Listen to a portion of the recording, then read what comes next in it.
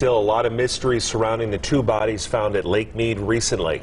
Yeah, one of them has been ruled a homicide, but investigators say identifying those people is not going to be easy. Victoria Saha in studio here after talking to the county coroner about what the process entails. The coroner's office certainly has their hands full on a regular basis, but now with two skeletal remains, they're continuing to pour in all their resources to help identify them. But it's going to be a lengthy process until we know who they are, and there's a good chance we may never know.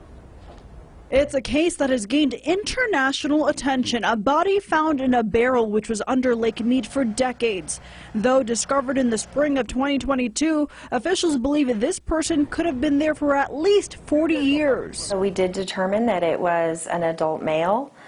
We did determine based on clothing that the time frame was consistent with the 70s and 80s, and the cause of death is gunshot wound. And just 6 days later, skeletal remains were found under the sand. Both remains now in the custody of the Clark County Coroner. We are optimistic that we will be able to get DNA, but however, that will be actually submitted to another agency. Clark County Coroner Melanie Rouse says in both cases they were able to find a good amount of DNA from the teeth and bones. Now it's just a matter of finding a match. So you look for consistencies or points of concordance that can be matched up to determine if the individual's records that you're reviewing from when they are alive match what you're seeing at the time of their death. And if there aren't any matches, the coroner's office will rely on tips coming in. What's challenging in this case, because it does have such a prolonged interval, is that we may not have those comparatives available.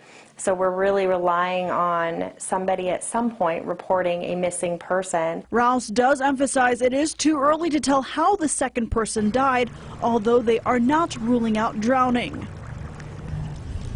So as you both heard, there's still a lot of work that needs to be done here. Yeah, clearly. I mean, and one of the key questions about this that a lot of people are asking, when it comes to dental records, how do they find that dentist? I mean, is there like a national database for this kind of thing? Yeah, it was quite the talker right here. Rouse says that that's not the case, but if they narrow down who it is, then they can actually subpoena that dental office to get those records. But obviously, they said the biggest thing right now is trying to find DNA from blood relatives. The coroner's office says after they have exhausted all their options, the remains will then have to go to a funeral home. This could be a long, drawn-out story for sure. And we'll be following it. All right, Victoria, thank you.